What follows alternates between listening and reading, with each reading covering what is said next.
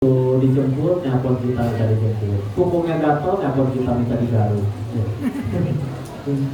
Kalau semuanya serba ngegantung kepada manusia, manusia bisa jadi merasa dia sebagai ancaman, ya. Jadi tidak nyaman. Ya. Gak bisa bilang. Temanya apa? Ini bukan? Mempertahankan. Ya. Maka gampang caranya sebetulnya. Kita harus kenalan lagi dulu kan? Nggak usah dulu. Namanya siapa? Kali jadi tahu. Kenapa bongkok? Karena Cina, iya. Kenapa? Karena Cina koa. Bapak pada nggak bisa milih saya gitu ya. Dan alhamdulillah syarat masuk surga harus bukan harus suku bangsa mana dulu, tinggal bertakwa selesai itu aja. Mohon doanya mudah-mudahan terjaga iman Islam. Ya. Terus kenapa dipanggil koko? Oh karena laki-laki. Karena kalau perempuan cici lalak sorodotan. Udah gitu, ada yang tahu nama Cinanya siapa? Lumayan kerasa. Itu depannya Den Jin Fu, ulangi. Den Jin Fu. Nah, nanti silakan murojaah.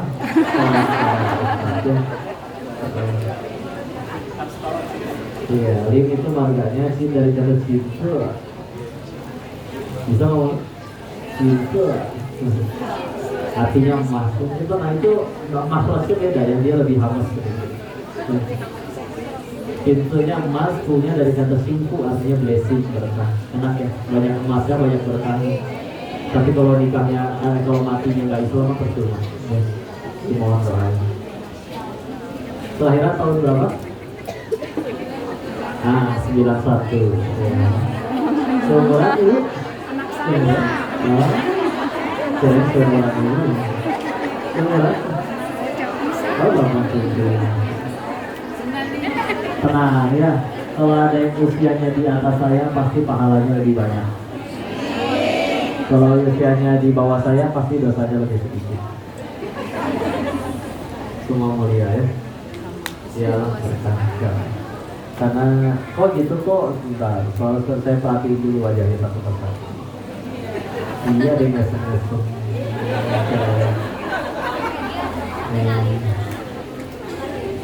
Kalau dilihat dari wajah-wajahnya, nggak ada yang pernah jadi bandar judi ya itu? Nggak ada ya. Bandar Arisan ada Pak. Bandar Arisan. Berarti kalian semua lebih mulia daripada saya ya. Mohon doanya, mudah-mudahan diampuni ya Allah. Ketika masuk ke tema ini, langsung sekalian ya. Dan salah satu cara untuk supaya tetap bisa selalu tambah baik, harus menerapkan hatinya orang yang merasa bersalah. Ya, misalkan lah ya, kita pernah berbuat ucap gak enak kepada ibu kita misalnya, atau ke temen aja, ya. Terus kan ngerasa gak enak nih, dasar-dasar udah nggak hati ngerasa bersalah, udah ngerasa diri ini kok sampai aku bisa sebegitunya ya, kok aku bisa sampai ngelakuin hal seburuk itu ya, itu benar-benar. Itu hati kalau lagi pas kayak gitu, oh itu dengar nasihat gampang banget, gampang masuk. Meskipun nasihatnya kita udah pernah denger, meskipun nasihatnya kita udah pernah baca. Nah, makanya alhamdulillahnya, bukan alhamdulillah juga sih, Allahnya maha baik memang. Jadi kitanya pasti pernah punya salah, ya. Masalahnya dulu guru kami mengingatkan ada orang-orang yang justru bisa masuk surga karena dosanya, katanya. Itu gimana ceritanya? Adalah kalau dia menggunakan perasaan bersalahnya, dosanya itu menjadi bahan baku untuk perbaikan diri. Ya. Ya dari Allah, masa kok sebegitunya, ketika udah nyesel nggak mau ngulang lagi. Nasihat dari siapapun, dari manapun, ketika akhirnya kita ngerasa diri kita berada di bawah, bismillah lebih mudah masuk. Kabar baiknya, semakin kita nundukin diri, Allah yang makin menaikkan. Ya. Semakin kita mendongak, pegel. Coba begini terus, pegel ya. Semakin kita meninggikan diri, oh makin Allah rendahkan. Ya. Kayak misalkan ya, Kalau memang dia ternyata tampan, cantik, tinggi, putih, langsing, bagaikan bihun misalkan. Tapi ucapannya gak enak, ya. Apa-apa semua tentang dirinya. Ini masjidnya bagus, saya yang bagus. Ini anak-anaknya soleh-soleh semua di sini, saya yang ngajarin. Enak gak diri tadi? Enak ya. Bahkan kadang nanya juga untuk mukadimah kesombongan aja. Nah, ibu anaknya udah hafal berapa juz ibu? Alhamdulillah 1 juz. Oh terusin biar kayak anak saya yang 30 juz itu ibu ingat ya. Saya ngedidiknya luar biasa bu ya. Gak semua ibu bisa loh itu ya. Gak pengen tahu orang nggak, cuma mukadimah aja biar dia bisa openingnya. Enak didengarnya? Nah. Ngelihat kucing juga bisa jadi sombong. Tahu gak gimana caranya? Di kucingnya lucu ya kayak singa. Saya jadi ingat waktu jalan-jalan ke Singapura.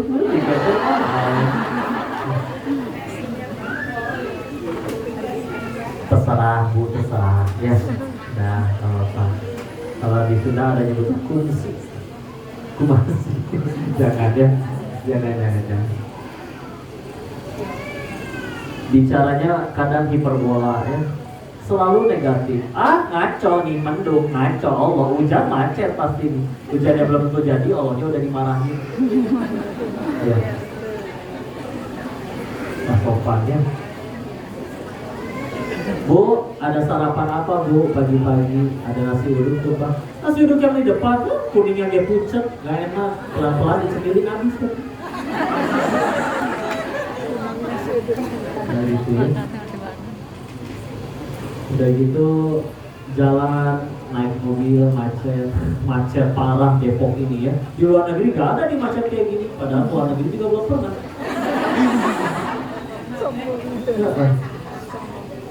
Jangan gitu ya. Bicara hiperbola, bangun tidur badan saya tuh remuk tuh. Bohong.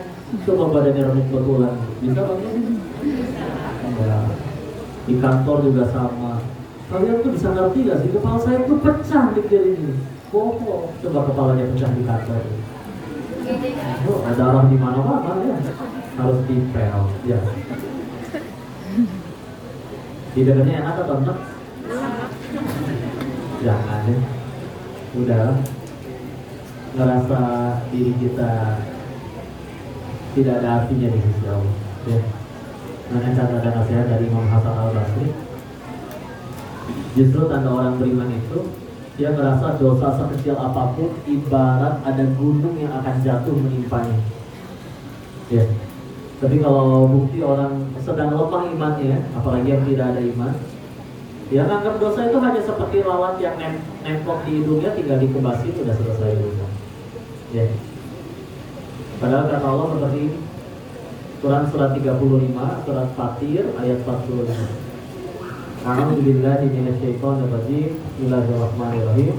Walau yu'akhidullahu an-nas bima kasabu ma taraka 'ala dhahriha min dabbah walakin yu'akhiruhum ila ajalin musamma.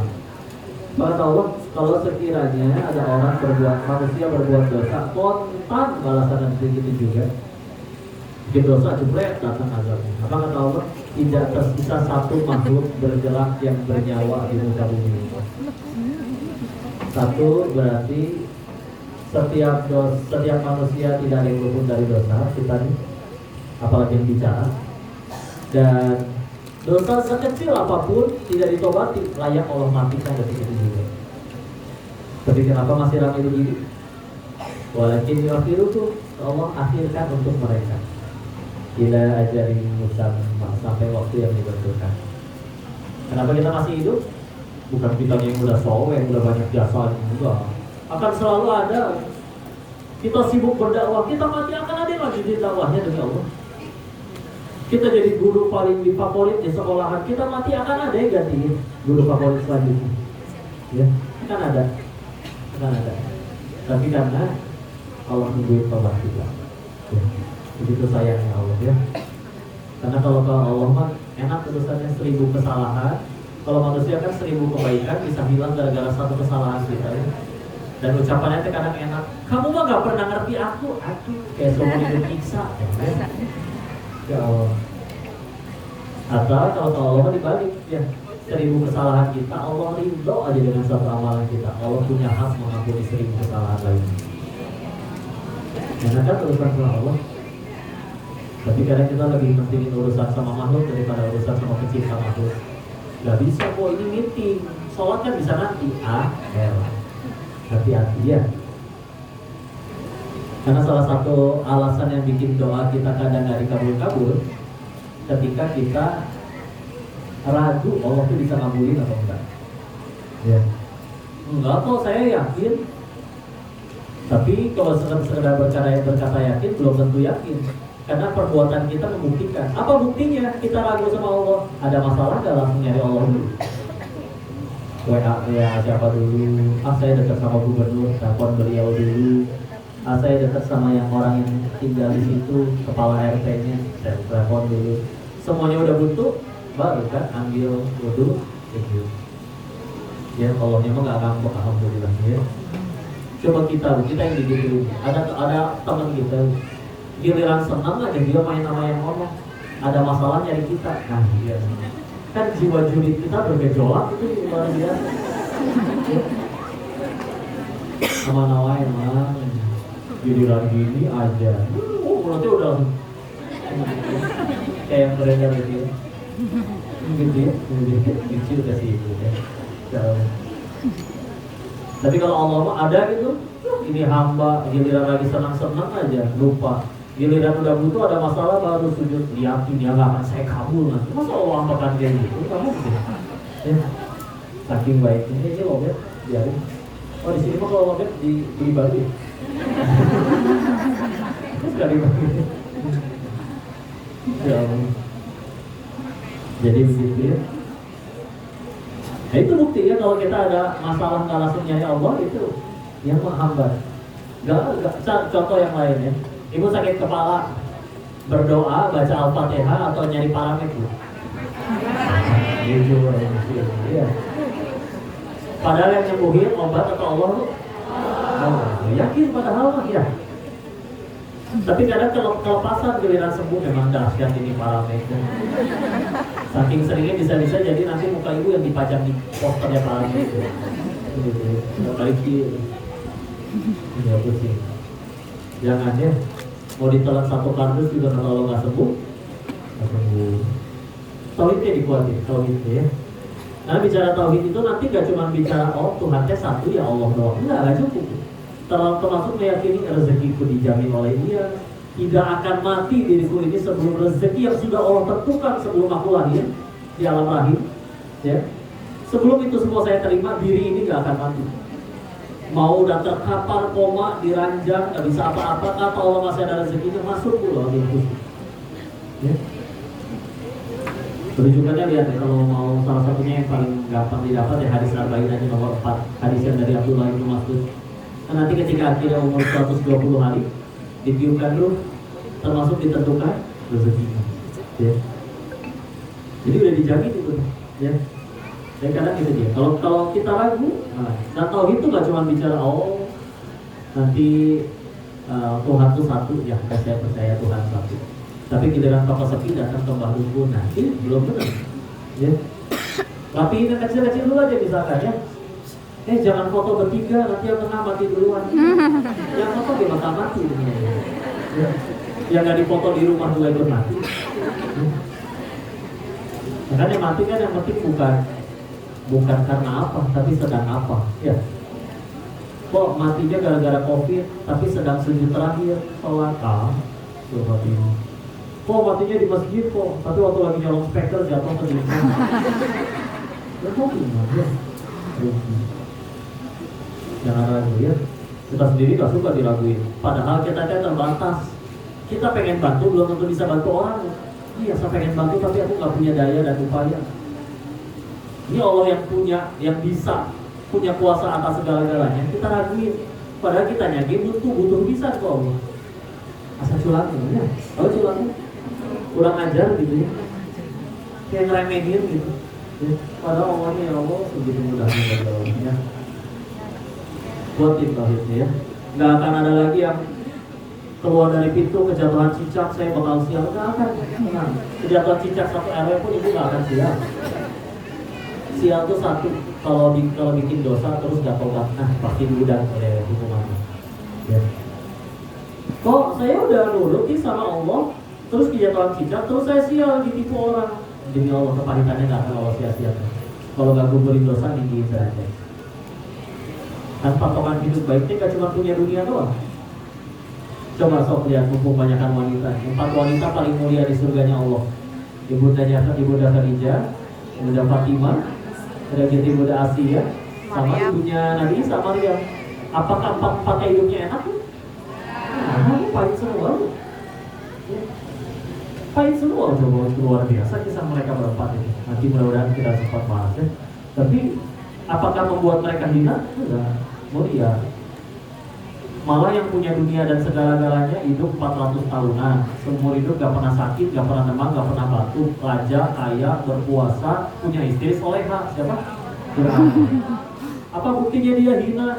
Terbukti gak ada orang tua kasih nama anaknya Fir'aun. Itu anaknya dirujuk, siapa namanya? Fir'aun. Lupa ya satu. Iya. Enggak ya. Bapak cari Allah aja. Ingat Allah. Ala bizikrillahi tatma'innul qulub. Hanya dengan niat Allah maka hati jadi tenang. Kalau lagi galau sederhana. Yuk, kita pasti belum ingat Allah. Kok tapi saya ibadah kok. Kenapa saya udah ibadah kok hidup saya kayak gini? Kok masih ada yang mencaci? Kok saya masih difitnah? Yuk kalau pengen dijujuran. Allah tetap layak untuk kita sembah meskipun Allah nggak ngasih kita apa-apa. Dia Tuhan kok tetap. Kita diciptakan untuk beribadah. Kenapa kita harus hitung-hitungan dulu? Ya Allah, saya udah duha nih. Ini kemudian toko saya ramai dulu, baru saya tambah lagi duha nih. Nah, Allah mau cabut semuanya, iya tetap Tuhan. Satu dunia mau kafir seluruhnya, iya tetap Tuhan. Gak rugi. Satu dunia mau taat seluruhnya juga, Allah tetap Tuhan. Gak untung sama sekali. Ya. Kitanya aja yang kepala, oh kan udah ibadah, kok harusnya hidup saya jadi enak nih. Kenapa harus begitu? Ya. Iya, Allahnya maha penolong. Tapi tak aslinya kan kita beribadah karena memang kita diciptakan untuk beribadah. Atau sederhana, karena Allah suka, udah kayak gitu. Jadi kita ibadahnya, oh biar hidup saya nyaman, tenang, bla bla bla. Ketika hidupnya nggak nyaman dan tenang, oh berarti ibadahnya masih buat dunia dong. Iya nggak sih? Jadi intinya sih begitu. Ya. Walaupun boleh. Kok emang nggak boleh ya kok minta toko rame, sholat duha, minta tokonya rame? Boleh, boleh. Tapi kalau ngarepnya masih belum benar-benar ridho Allah, masih ada potensi kekecewaan. Sedangkan kita kan nggak kecewa. Boleh, masih bagus kita ke Allah, mangga silakan.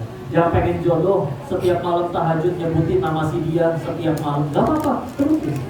Ya. Tapi teruskan ibadah tersebut sampai nanti ada titik di mana oh ya Allah ternyata bisa tahajud ini yang nikmat. Oh, mahal itu. Hati yang udah bisa ngerasa kayak gitu mau kecewa gara-gara apa lagi? Dicaci orang, ya silakan mantap. Dia apa coba sok dicaci. Hei Dennis, monyong kamu apa mulut saya langsung hancur? Ayo, itu tuh. Dicaci satu dunia juga mereka yang pegel mulutnya. Aja. Ya. Dan kehinaan diri ini yang asli lebih sedikit daripada kehinaan yang disebut orang itu. Dia paling dibuka sedikit sama Allah. Si Dennis tuh yang banyak ngomong. Dia nggak tahu saya banyak utang, banyak cicilan. Misalnya, terus dipuji dia sama. Gimana dipuji? Masya Allah ibu ya. Kok terlihat awet muda. Umurnya berapa sih bu? Saya udah 42 loh. Masa? Kok terlihat 41,5?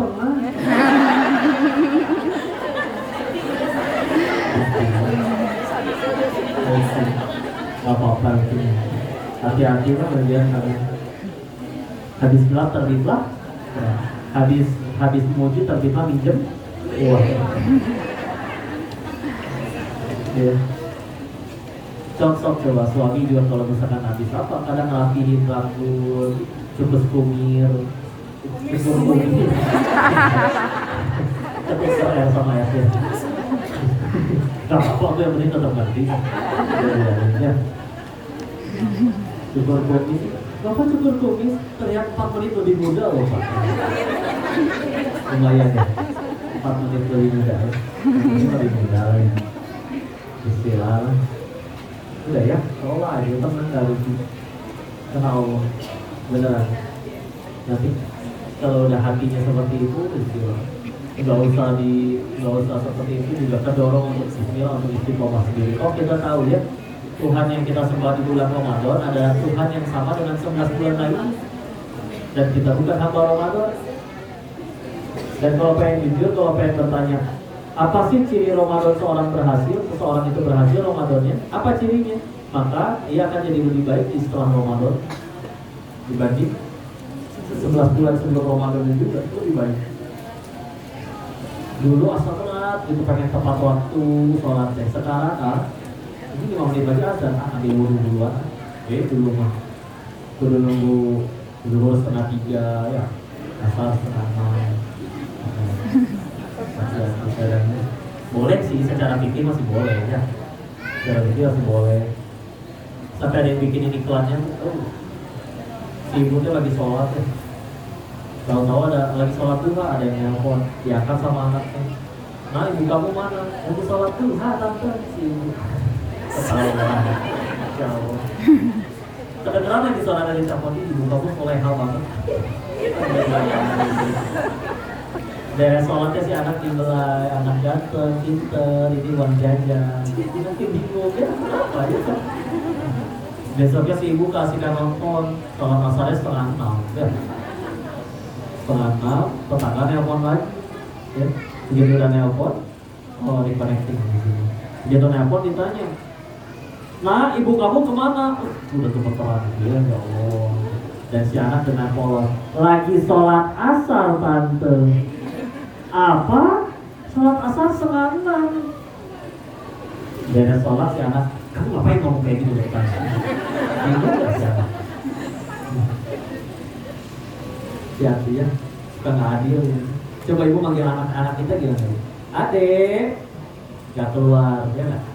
Meski gimana? Naik dong, ya. Kita naik 2 oktav. Adek, kalau masih belum keluar juga gimana ya? Apa lagi? Oktavnya. Adek, pasti adek keluar juga, jawab dengan jujur. Ibu langsung menyampaikan tujuan ibu manggil atau diomelin dulu? 1-0 ya. Udah mau beres ngomel, lupa tadi manggilnya buat apa. Besoknya si ibu, si anak butuh sama ibunya, manggil dari ruang tamu. Mama, nggak dengar. Mungkin dari ruang tamu sampai kamar ibunya harus naik angkot. Dia mau orang kaya, gitu ya. Misalkan, ya. Mama, masih belum datang. Mesti gimana bu? Kalau enggak, ngecerit si anak ya. Mama. Si ibu keluar. Tapi apa yang diucapkan ke si anak? Baring aja men. Ini anak kurang aja. Masa masih orang tuanya kayak gitu? 2-0. Terus nanti datang tanya ke kajian, kenapa ya anak saya nginderan aku di rumah jadi marahin dulu? Enggak, di rumah itu kan seharusnya isinya adalah orang-orang yang paling membuat kita nyaman. Tempat kita selalu merasa diterima itu di mana? Di rumah dong, ya. Tapi di rumah sendiri ngapain dia salah si anak? Apalagi di luar ketemu sama orang. Atau teman-teman gak dikenal, baru kenal, makin malu untuk mengekspresikan. Ya. Jadi udahlah yuk sama-sama terus dekati diri kepada Allah ya, tambah takwa.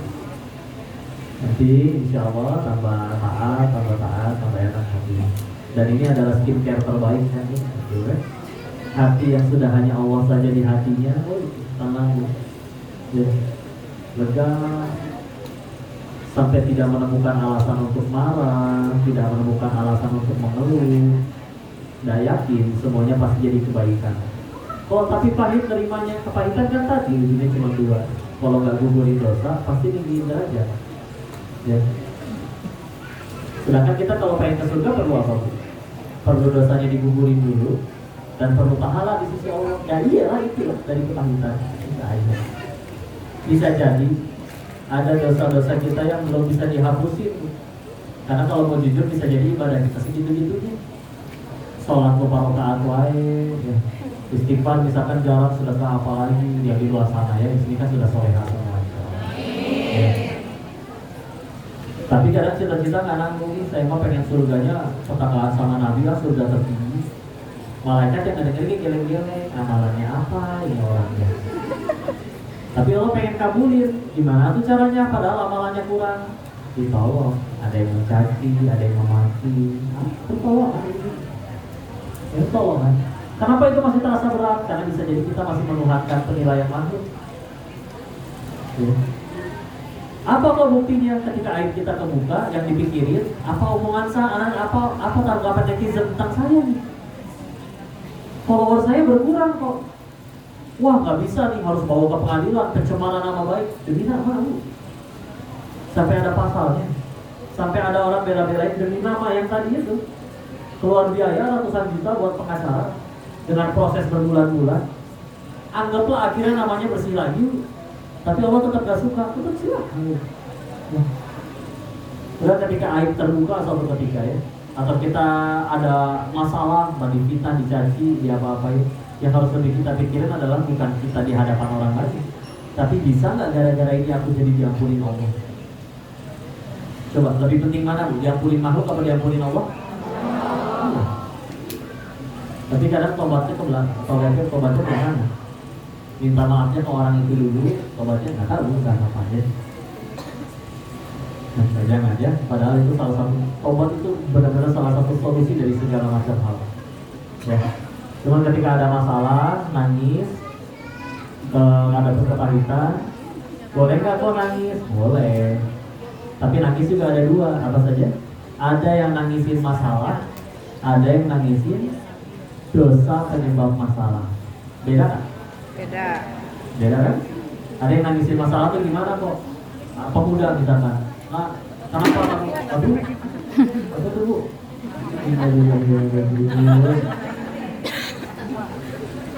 Hati-hati bu, jantung saya lemah.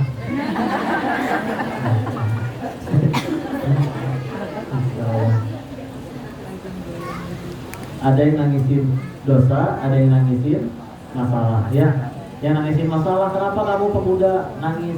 Saya diputusin pacar. Terus kok nangis? Iya, saya sudah belikan iPhone 14 Pro Max untuk seluruh keluarganya.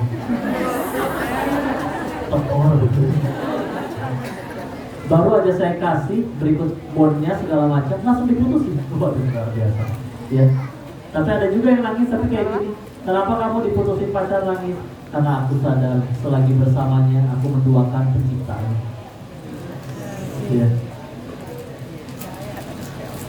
Ciptaannya menelponku untuk menjemput tengah malam hujan-hujanan pun aku berangkat.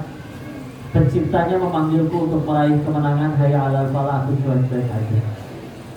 Itu yang aku sesali. Beda itu hasilnya. Ya. Jadi move on ya. Karena tadi ya, tapi nanti akan sembuh oleh waktu. Sejatinya bukan sembuh oleh waktu itu. Ya, ketika kita ngalamin sesuatu dan itu pahit, jujur, kalau itu pahit berarti karena memang masih ada dosanya. Gini ya, tadi kan saya nyebut kayak gini.